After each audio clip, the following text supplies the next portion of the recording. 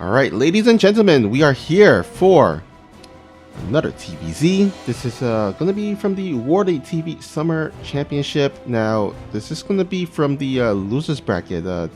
These two players actually played in the winners bracket before, but this time around, going to be in the losers bracket. So let's go ahead and get this started. First player here spawning at the bottom left. We got our red Zerg player from KaiZ Gaming. Give it up for Solar. That's right, and his opponent spawning in the top right corner of the map, playing as the blue Terran player for the team of Shopify Rebellion. Give it up for Byun.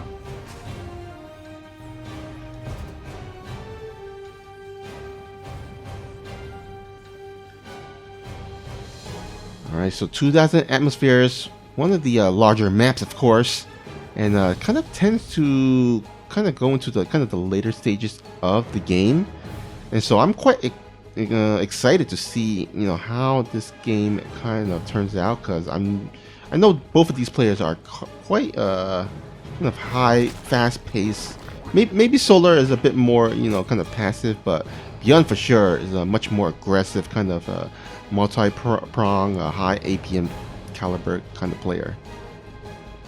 Yeah, I definitely agree with you about sort of the pacing of the game, right? And how that matters in different matchups. So for example, in the mid game in Terran versus Zerg, it can get pretty chaotic for both players, right? You've got the Terran initiating all of these different fights, trying to go for a push, and then, a drop here and a drop there all at the same time. Zerg, of course, is trying to sort of catch up to that and try to defend. So depending on the stage of the game that the maps tend to sort of favor based on their map size and the number of bases, we could see some pretty explosive matchups here. Yeah, absolutely. And what could also be explosive is this grenade here from this Reaper. We'll go ahead and pop one of these drones, but these lings will go ahead and try to thwart this off. Can you get a drone here? Doesn't look like you can't quite get it. Very close, yeah. Now it's going to be up to the Reaper to sort of, make sure that the first creep tumor is prevented for as long as possible. But I feel like Terran players have gotten so good at not losing their Reapers, and then at the same time, Zerg players have gotten so good at not losing anything. Yeah, I remember back in the day, like, I think the standard was lose like maybe 2 lings, you're good. But nowadays it seems like if you lose a single ling, you're like, oh, he is complete noob, right? yeah, exactly. Like it's a bad luck charm for the Zerg and a good luck charm for the Terran player nowadays. Of course, that does not seem to be the case in this game. The Reaper is, just gonna try to poke and prod at these 2 queens, force them off of the creep, say, hey, you want to try to get me? Then you're going to have to chase me off creep. And of course, queens are very slow off of creep, so they will not be able to do that. Looks like Byun, on the other hand, back at home, is just going to go for a very standard quick third with Hellions to open, as well as Banshees. Now, I believe remind me, Sushi, but, excuse me, Snoopy, not Sushi.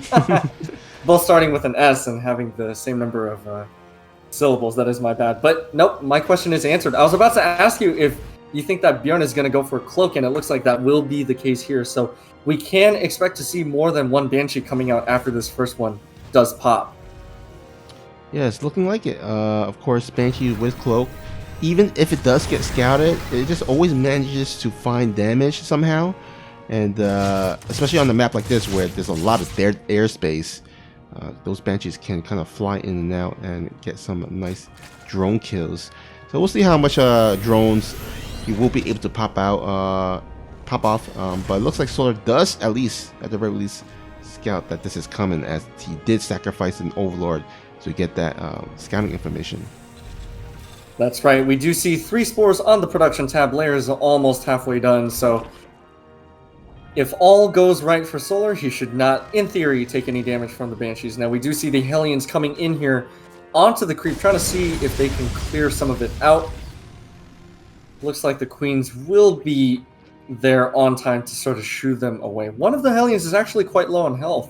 I believe that's what, like 2 Queen hits and then it's dead, but Yeah, so it's going to be up to Byun to keep that Hellion alive for as long as possible. He does take that third base location, so that third command center is going to be scouted by the red Zerg player. At the same time, both players are just sort of powering up right now, making as many workers as possible and, you know, really setting themselves up for a good mid-game. Alright, these two Banshees will go ahead and dive in here, start popping away at these drones. So far getting only 3 drones. Make it a 4th one. Can you make a 5th? Oh. Yeah, barely any health damage taken, but Cloak is just about to run out of energy, so those Banshees are going to have to head on out. Also, an Overseer is on location, ready to sort of spot for the Queens on the ground. And, Snoopy, I'm very distracted. Is that an alien shark that I'm seeing on my screen? I just noticed that. Yeah, this is one of those underwater maps, so you do see a little bit of interesting creatures and animations happening on this specific map. I mean, sometimes you will see like maybe a hellbat die and like there's like a dead corpse animation going Float up. Yeah. I think the first map that was on, what was it? King's Cove, I think? Yeah. I'm pretty sure it was King's Cove, right? Yeah, I think that was a legendary map when it came out. Oh man, one of my favorites. Yeah, for sure. I think a lot of people loved it. Oh yeah, definitely. Just a solid map. Now, these Hellions are going to come in here, you know, pick off a couple of creep tumors, so that Overlord is going to get to work, you know, pooping out whatever creep it can spare. But I kind of wanted to see those Hellions, you know, snipe off a few Banelings like they did in some other series that we have seen. But it looks like we are going to set up for a +1/+1 push. Now, of course, the Zerg, on the other hand, only has only will have +1 Carapace done in time for this push. +1 melee has just been started a little bit later, but yeah, we're going to see that 1/1 push start just about now.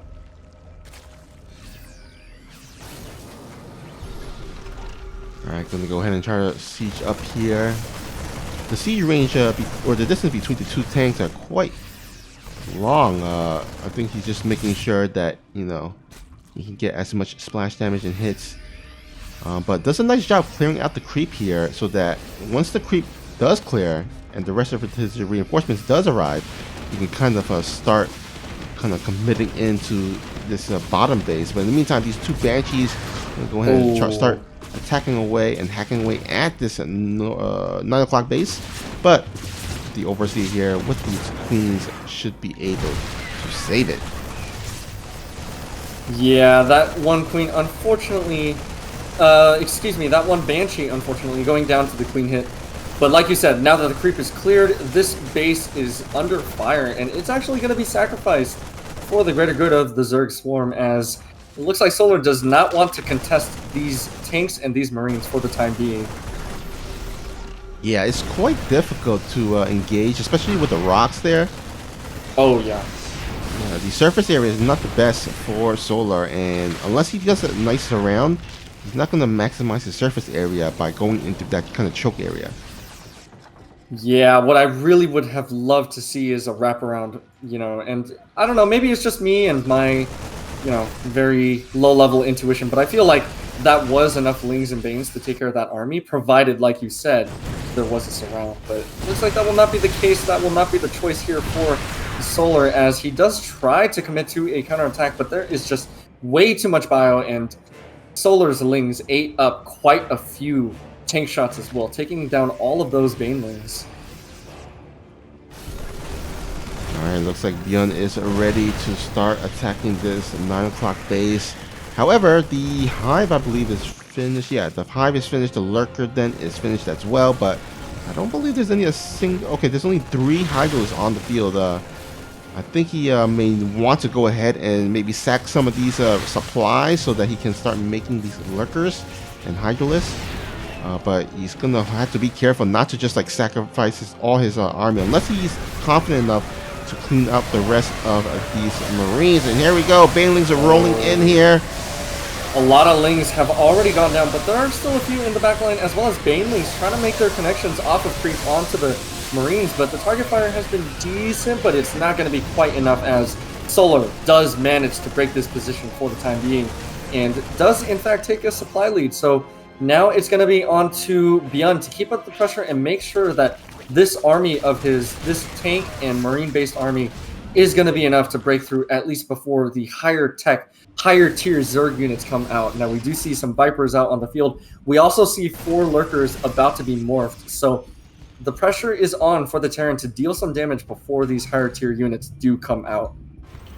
Yeah, for sure. I mean, once the Zerg cast like that optimal amount of Lurker in terms of their numbers, it gets extremely difficult to engage and to clean up. So he definitely does not want to see Solar get to reach that number, especially with Vipers starting to be made as well. You know, the combination of Lurkers and Vipers are so deadly. It kind of almost very similar to the old school like Broodlord Infestor combination, where one just complements the others greatly. Oh yeah, definitely, right? You've got the Broodlords, which are just the, you know, DPS, not the DPS, but the damage dealers. And then, of course, you've got the Infestors acting as the spellcasters. So we do see that one pretty high energy Viper, you know, just collecting its energy and you know, trying to bait out some shots from the Marines. But looks like Byun is not going to commit all the way forward. He recognizes that this is immediately, the paradigm of this sort of fight has shifted, right? He sees the Viper, he sees the Lurkers, and he realizes, hey, my army cannot afford to be nearly as aggressive as before. I need to change something. And it looks like he will start 3-3, is going to start more tanks, the tank upgrade, and the key unit of all of them is going to be ghosts. As soon as those ghosts are on the field, again, the paradigm is going to shift, and it's going to be much more representative of a late game composition. Now, we do see some bio coming down to the south side, not quite going to meet the other Zerg with luck, as it is going to run into just a huge swarm of Lingbane Hydra, as at the same time the high ground counterparts are going to try to, you know, inch forward, clear some creep, but these Lurkers are absolutely deadly. Alright, attempted run by here. Does get shut down by these tanks and Marines. But Byun, on the other hand, he's gonna go and start dropping it. Actually, loses a couple of these Metavats. So a little bit kind of a shift queue kind of a thing here. Doesn't not quite as careful as he maybe want to be. But here we go. The left side though, there is a bunch of tanks that are gonna get cleaned up completely by this Zerg force, and he is gonna go start marching his way across the map, potentially to shut down this 12 o'clock base of Byun. Yeah, now this is definitely not an easy area to fight into. The Viper is going to put down a key blinding cloud. Lurkers are going to set up, but this round is working okay for the time being. But all of these Lings and Banelings that went forward are all of a sudden dead. And guess what? Most of those tanks on the high ground are still alive. Most of those ghosts are still alive. And even some Bio and Vikings as well. Vikings are going to be key in holding off those spellcasters from the Zerg side. But more importantly, these ghosts are going to be important, as they will just simply accumulate value over time. And that is the scary thing about Terran, is that you can pretty easily set up choke points, and all of a sudden it seems like the Zerg is going to have, you know, twice your army supply, but then they're going to come out losing because your army just trades out so well. Yeah, for sure. All right, once again, Solar trying to get that Ling run by, but just this base is just quite fortified. I mean, look at that supply depot wall, as well as the tanks siege behind it. So I'm not quite sure if Solar may want to go ahead and continuously do these Ling run bys here, especially on this base. Maybe you want to go do so on another base here at the left side. But first of all, he needs to defend this left side 9 o'clock base from this attack here. Now, there's not a lot of creep extended here, which I would love to see Solar kind of start extending. Makes it much more easier to defend. But here's a wraparound. Can he get it? Oh man, just barely. We do see a lot of pickups coming down onto the ghosts. Ghosts are evacuated. Bio is evacuated. And yeah, I would have loved to see that engagement handled a little bit differently. Blinding Cloud is going to come out to be... Actually, no. I was about to say it was kind of useful, but actually looking back, it was not that useful because, of course, the Bio was still firing now that the melee units, the Zerg units, were on top of them already. And the Zerg's army is just being thinned out, and the bio is going to come back in to sweep everything up. And yeah, this is not the way that you need to engage as the Zerg player. You need to be able to sort of close things out very decisively, and that is not what's happening here. Yeah, I mean, Solar has had quite a couple of kind of questionable engagements, and that was one of them. And as you can see, all of a sudden, army supply up Byun, going ahead, and he's going to go ahead and start pouncing and attacking this base here.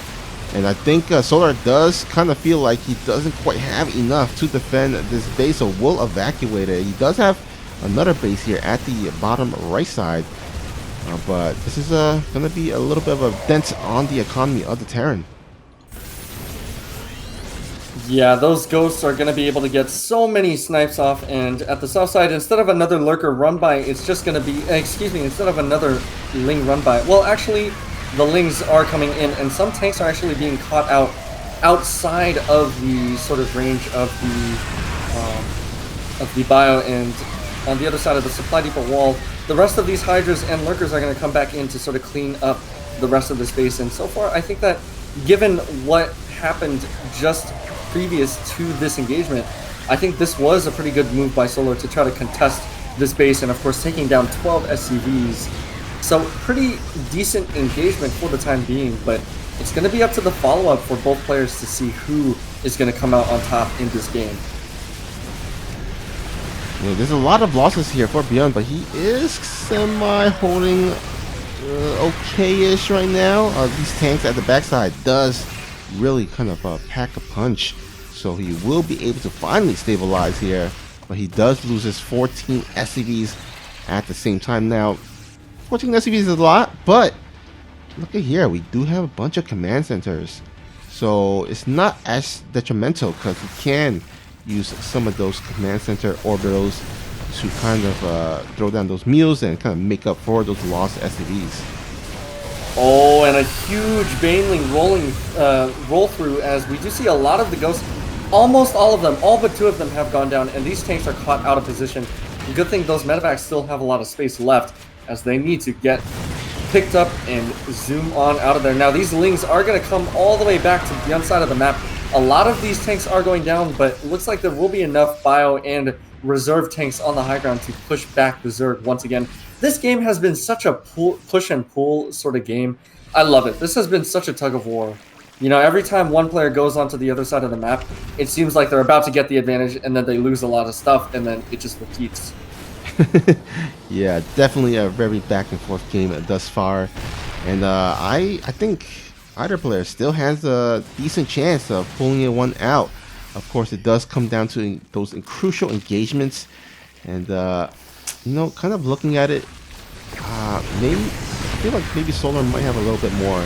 I've got a lot of Vipers with these energies, and gonna go ahead and start pushing and forcing the Terran back here. Byun microing his heart out, does do a nice decent split there, but he still does not have anything to clean up these lurkers, so he will back out for the time being.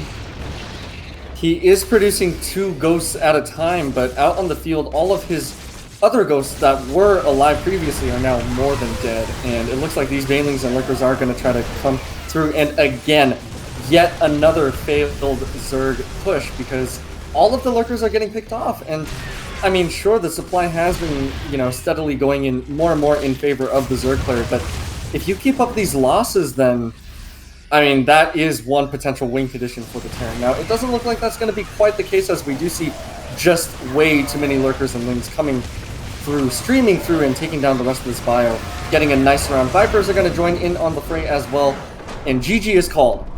Solar takes game number 1. Alright, so we had a nice kind of, you know, nice decent macro game in the game number 1. Very back and forth. Yeah, do you have any like predictions as to how this game gonna turn out to be compared to the last game? Yeah, I think that Byun is going to take this game, and here's my reasoning. In that last game, we saw a lot of times where Solar, just because he had an excellent Zerg economy, was able to just start throwing away units on top of the Terran bases. And the reason why I think that is going to give Byun the win in this game is because that is a sign of impatience on Solar's part. Now, of course, I'm not knocking him as a player. I'm not trying to knock him, for being impatient, because we all get impatient at times, right? But I'm just saying that this is why I think the advantage is going to go to Byun in this game, because Byun played his heart out, microed his heart out, and was just barely overtaken by the Zerg. Not because of micro, not because of army control skill, but because he simply did not have enough towards the late game. And provided he did have enough, let's say give him, another extra base and half of another saturated mineral line, just half, right? Like 8 workers on one other mineral line. Then I think he might have had a really solid chance to turn that game around, because once you get the snipes off, of course, snipe being an excellent ability that every Terran should learn, once the snipe is initiated, it does not stop unless the ghost is killed.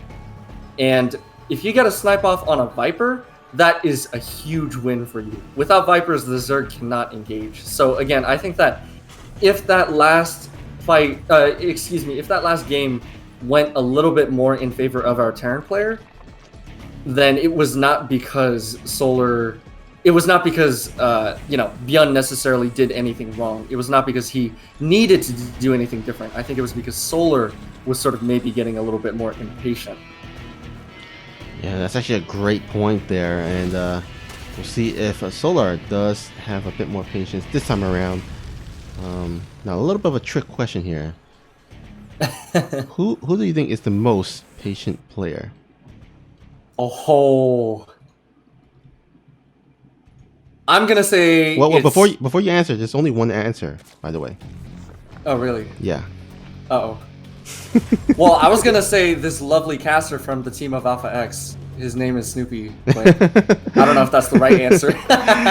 Nope, unfortunately, I'm flattered, by the way, but unfortunately, no, that's not the correct answer. The correct answer is the most patient player is, drum roll, it's patience. Yeah.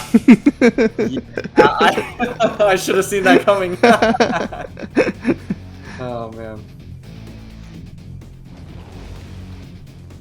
Alright, looks like we're going to get a bit of a different opener from Byun in this game. We're going to see that quick stim as well as a Liberator Hellion opening. Not like the Hellbat opening. I believe the last game was a Hellbat opening. Correct me if I'm wrong.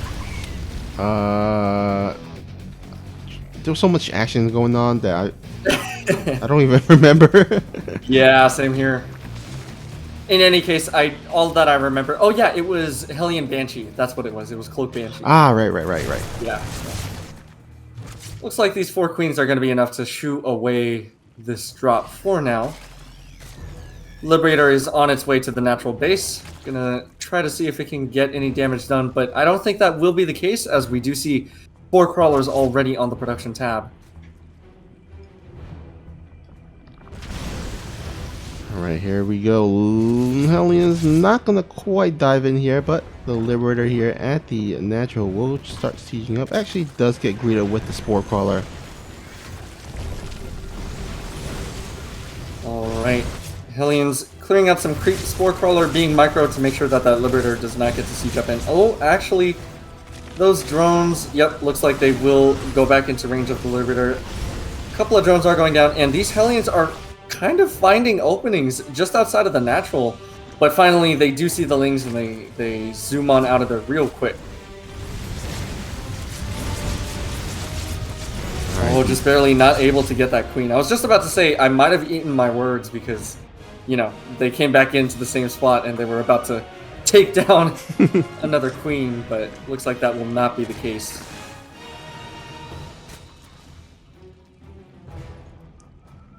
Alright, Central Fugal Hooks will get started by our Zerg player. As looks like he is going to go ahead and go for a Ling, kind of Ling bailing once again. And I have a feeling he is going to once again go for that Lurker tech. Go for that hive, and then like going for the Lurker den as well as the infestation pit.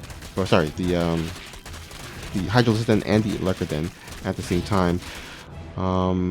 it worked out in the last game, so I mean, might as well go for it, right? That's right. Don't fix what is not broken. And of course, Lurker Ling Bane is a very, very strong composition. Now we do see 1-1 coming out for both players. Looks like 1-1 for the Terran is just going to finish up a little bit earlier, so it's going to give our blue Terran player a slight opening here in the mid-game. Yep, and there we go. We do see one Ling going out and spotting a bunch of Marines moving out onto the map. Looks like the rest of the Lings are going to stay in the middle of the map. Some of them are going to be morphed into Banelings, and I feel like this is either setting up for a surround or, better yet, a counterattack. Yeah, looking very much like it. Gonna head straight into the third base of the Terran player. Can he get those SCVs? Looks like he will get on top of them. At the same time, this engagement, the skirmish here at the south side base of the Zerg. So gonna go ahead and commence. Not a lot of Banelings left here. Gonna go ahead and start morphing in, but that third base of the Terran has been ravaged. 14 SCVs going down to just a couple of Banelings and Lings. Yeah, 15. Oh my gosh, that is so many SCVs going down. And that front push, now that it's been held, I mean, the position is still there, right? So at least Byun has that much. That tank up on the high ground has not been touched. And, you know, there will be reinforcements in the form of a double drop coming down the middle. But it looks like the Zerg will be able to spot it. Oh, that's a lot of Lings that are caught out, and that is not what you want.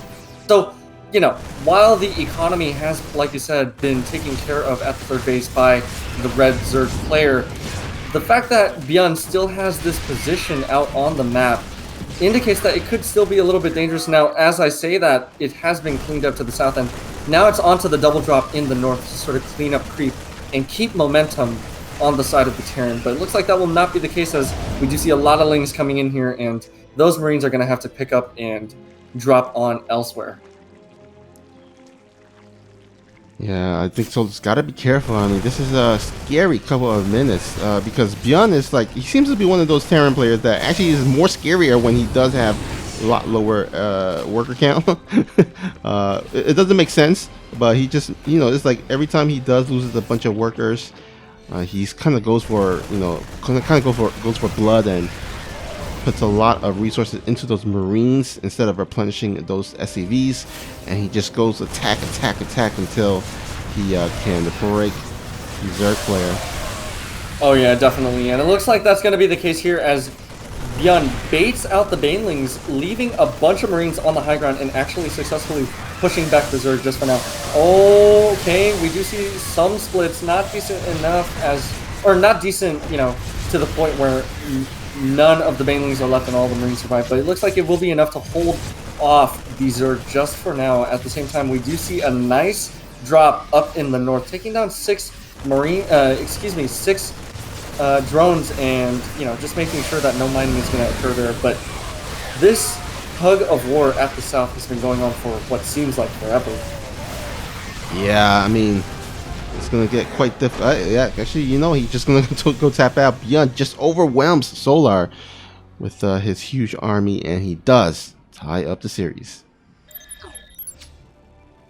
All right, welcome to game number 3, as both of these players are determined to pull on through and survive this match to advance towards the finals. But before we get into it, let's go ahead and introduce our players. Here, spawning at the top left corner of the map, he is our blue Terran player with an impressive win the last game. It is Byun. And his opponent not quite able to hold on in that last game, despite an excellent counterattack. Playing as the red Zerg for the team of Kaizi Gaming. Give it up for Solar.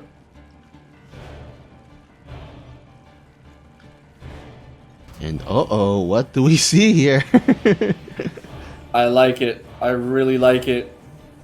The only thing is, it looks like that Overlord, depending on when it turns. It's actually not going to turn. It's just, Is it going to scout out the double proxy racks? Looks like it is queued to head in that direction, and these proxy racks are actually quite far away from both bases. They're just sort of out in the middle of the map, so it is going to take a while for the Marines to actually get any damage done. Yeah, we should at least see these SCVs kind of start. Oh, actually, one of these SCVs has a mineral in here. Oh wait, did he already? Okay, never mind. He did mine off that first initial SCV. So it takes 2 SCVs to kind of mine off one of these mineral patches here in the middle, and that will allow him the pathway to send his and rally his Marines to the natural of the Zerg space. Now, Solar has historically had a difficult time defending against cheese. Hopefully this time around with a nice early scout, or a decently early scout, he should be able to defend against this. Gonna go ahead and start. Oh, nice surround on that Marine. Wow, getting the kill on the first Marine and the second Marine as well. Killing off the SCV that was making the bunker, so the first SCV does go down. Reaper is out now, however, there are already Lings on the field, and I'd say all in all, that could have gone a lot worse theoretically for the Zerg, but you know, it was held decently for the time being. Yeah, for sure. And now with the Queens out, they should have absolutely no problem dealing with these Reapers that are being produced by Byun. Like, I would say, like, Byun should probably just kind of transition out of this. I mean, it's going to be difficult because he's going to be a bit behind. But I don't quite see any Marines or Reapers doing too much damage from this point forward. Yeah, it looks like it's just going to be a total of 5 Marines, 5 Reapers, 3 Reapers already out on the map. Looks like they will try to engage on the high ground, but with these Lings coming up to reinforce these Queens, I don't think that the Reapers are going to get too much done. Oh, but it looks like they will find an opening on the low ground just for now. Looks like they will continue picking off Lings, so getting that good value in. Also, good nades, you know, making sure that the Queens don't fire constantly all of the time. And keeping some of the Reapers alive, but I don't know, those, you know, eventually you basically can't stop when you're doing Reapers, right? If you stop, then you've basically given up your advantage. But it looks like there was no real advantage to begin with, as I don't think a single drone has gone down to these Reapers. Oh, losing another Reaper as well. Man, imagine if this was like the old school Byun days where he was like the Reaper King and could have made magic happen. But unfortunately, this time around, it's 2021, and Reapers, their grenades, not quite as strong back then. And, I mean, Byun's trying his best, but he's currently has lost 2 Reapers and has not gotten too much done in terms of economic damage on the Zerg player. And oh, being a bit careless as well. Loses another Reaper there. Yeah, all in all, Solar holding off the Marine with Reaper follow-up quite well, in my opinion. Making sure that not even a Queen goes down, and some of those Queens are pretty low on health. Looks like he will follow up by sending the Lings across the map. They do have speed, so this is a very, very good time to counterattack. Of course, no Hellions are out on the map, so these Lings are going to have free reign of the low ground. Oh boy, this is going to be unfortunate for Byun. He will have to lift up the command center there to save it, and also send some SCVs to repair this wall. But yeah, as you can see, Byun's not going to quite have enough army to defend for the time being, because his Rax was proxied. Would going to take a couple of seconds for it to fly back at home. So, but he does at least finally get those Hellions out. So he should be okay. And actually, in the meantime, he did actually throw down a third CC as well. So I'm going to go ahead and try to take a little bit of a risk here to try to crawl himself back into this game. Yeah, you know, never underestimate the power of 3 orbital commands, because once you get those mules up and running, it feels like you don't have an economic deficit at all. Now, speaking of economic deficits, we do see that his opponent, Solar, is up by more than 20 drones, so this is going to be a tall order. And, you know, the writing is almost kind of on the wall. I would say that, you know, Solar has got a very, very good chance at this game. It's going to be his mistakes that are going to lead to his loss if he does lose in this game. Yeah, absolutely. I mean, he is just so far ahead. I mean, If you're talking about, you know, economy, it's all basically red right now. If you're talking about upgrades or tech and upgrades, he does have the centrifugal hooks. He does have, interestingly enough, overlord speed. So we're gonna go ahead and use that to, I guess, scout his opponent. But his creep, his creep is gonna be so much better compared to the previous games, and that should give him some nice, better encounters against Byun's army here. Yeah, definitely. Now, it looks like these Marines are going to get caught out on the map, on creep, unable to really do anything about these Lings. Hellions were a little bit out of position. They will come back to reinforce, but by this time, none of the Marines have survived. And it looks like these Hellions are going to try to go up onto the high ground. Oh, are they going to get caught out? Looks like those Lings were just barely trying to set up a surround. Queen's coming back to reinforce, but those Hellions, majority of them will get on out of there and rotate to the south side. Oof, I was a little bit sweating there for those Hellions. Yeah. They were like so close to getting surrounded. Yeah, definitely.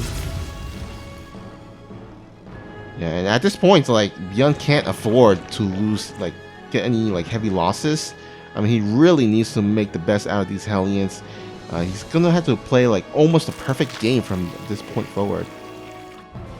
Yeah, definitely. Now, you know, granted, this is a pretty good start, right? Using the Hellions to the best of his ability. One of them does finally get picked off by the Lings, but using them, staying active out on the map, making sure that the creep isn't being spread too far out, that is what you need to be doing with the Hellions. Now, what do you need to be doing with Banelings? You could be defending with them, or you could be trying to send them in to try to do a Baneling run by. Now, of course, that was largely unsuccessful in that there was already somewhat of a supply depot wall, and also the Marine force out in front, making sure that those Banelings were not able to find their targets, being the SEVs. So, you know, I would say, you know, it's fine. You know, nothing too good or too bad about that. It's going to come down to the later engagements to see who actually is going to take this game. Yeah, I mean, I do like the, you know, kind of throwing some Banelings here and there. I mean, you never know how much damage you can catch with the by just putting on ongoing pressure on the Terran. You know, maybe they kind of look away from a second, but hold that thought, as there is a battle here out in the open. Will get cleaned up, or not cleaned up, pushed back for the time being. There's just too many Lings and Banelings, and unfortunately for Byun, this wall that he opened up earlier actually kind of helping the Zerg a little bit here.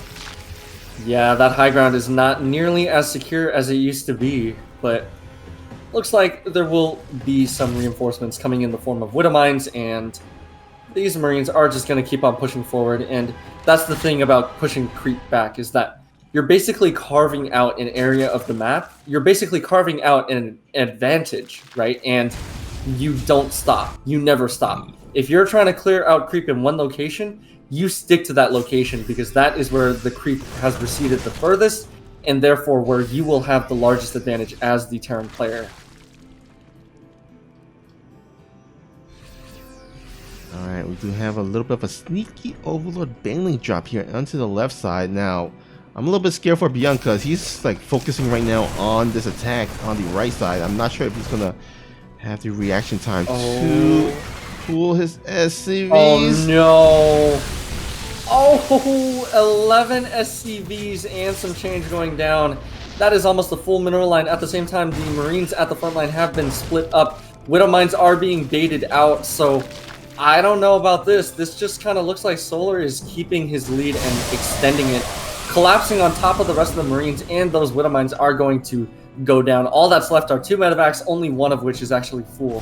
So it looks like these Lings are going to go ahead and trickle on through, finding out that the Hellions on the front line are going to be able to stop them for the time being. But look at the supply. We see essentially a maxed out Zerg against a 150 supply Terran, and Vipers are almost out on the map as well. This is not looking too good for Byun.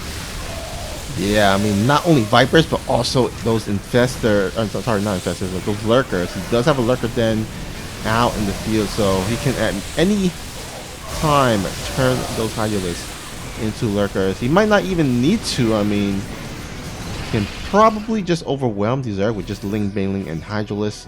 But I think the kind of the checkmate move might just be in those lurkers as soon as those upgrades are done.